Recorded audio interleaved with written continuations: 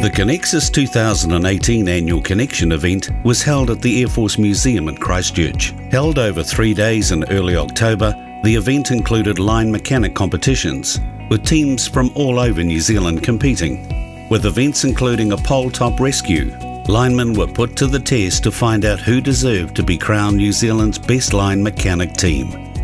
Camco always loves supporting these competitions for the lineys, so we turn up every year and crank the barbie, and it's a good chance to put some of the fit-outs that we've done for companies who are representing themselves down here, and they all like to crawl over and pick things to bits and, you know, find out what new stuff's got and what are you doing and why have you got that, and I want one of those as well. So it's good to get a real good comparison side by side, get what you want, fit for purpose, and hopefully it'll be Camco.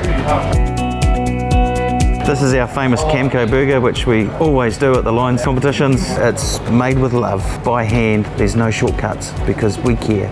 We did 440 burgers yesterday on opening day, which was a brand spanking new record. Looks like we're closing in on that total today as well. We do a lot of fit outs for lines companies, etc. And this is just a little way of giving something back to them. For more information about these innovative fit-out solutions, contact Camco Industries today.